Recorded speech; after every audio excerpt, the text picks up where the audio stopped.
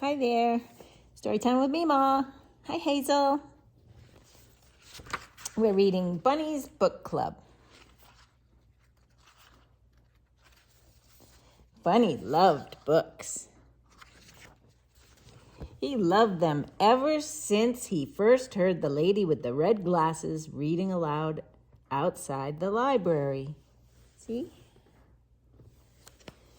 As he listened, Bunny imagined himself climbing the mountains, captaining a ship, ruling a kingdom. See? But when summer ended, story time moved back inside. Bunny wasn't sure if animals were allowed in the library, but Bunny was sure he couldn't live without books. Night after night, he could hardly sleep for wishing he had to do something. So with a flashlight in his paws and hope in his heart, Bunny jumped out of bed and tiptoed through the dark. Ooh, he's a brave little bunny.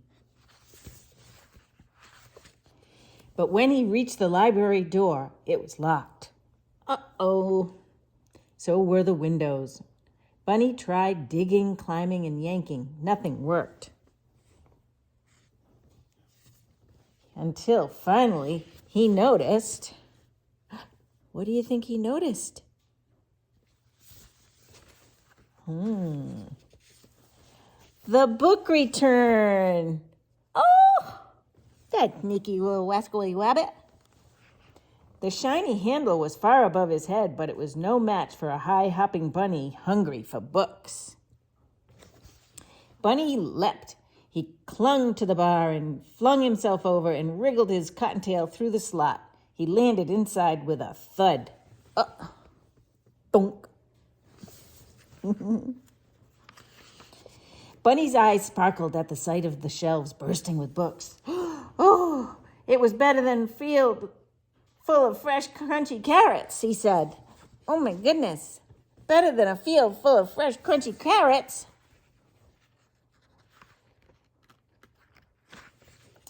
Bunny didn't know where to start.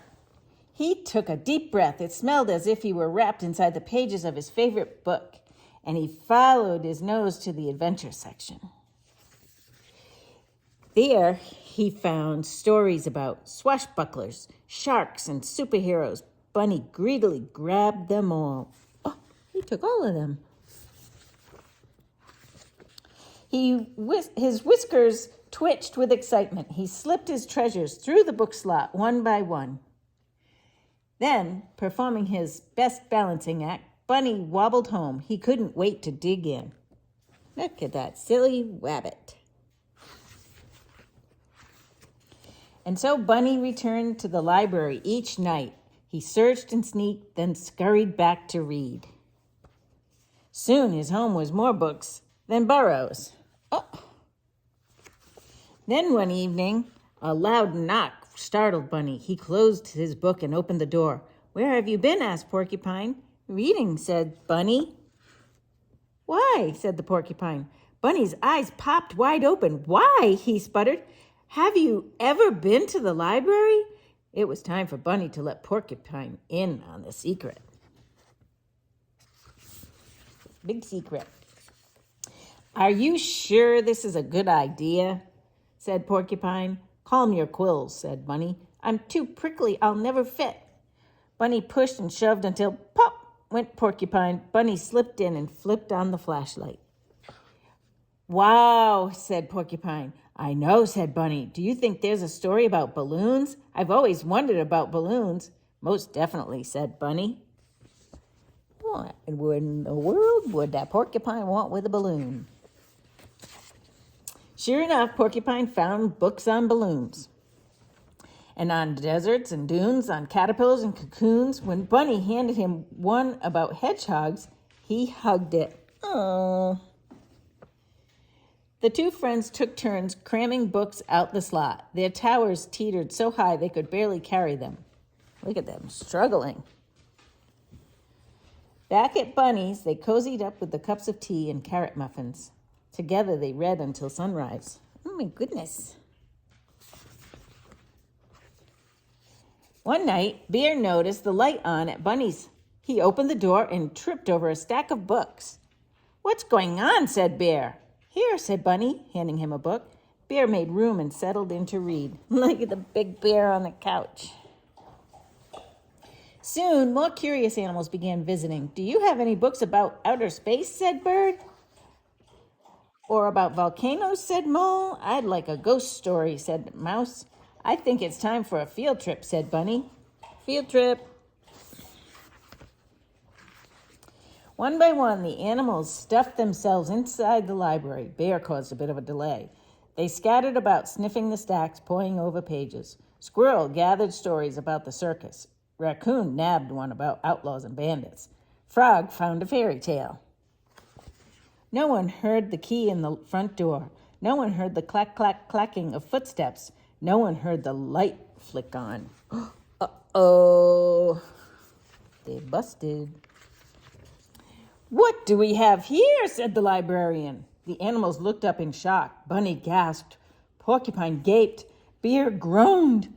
"Follow me," she said. The animals marched slowly behind her. "We're done for," whispered Porcupine.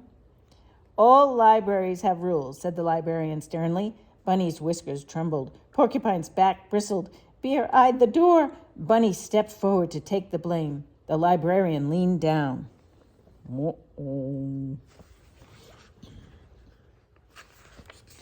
"The first rule is every book lover must have one of these," she said. She handed Bunny and his friends a shiny new library card.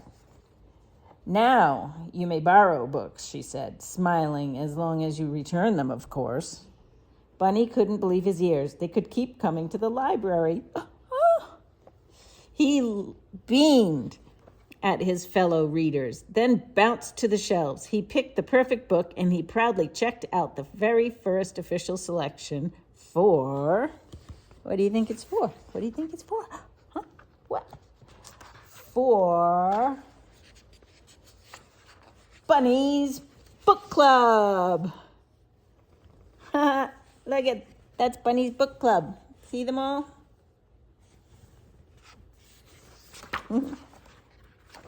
The end. Thank you. Come again.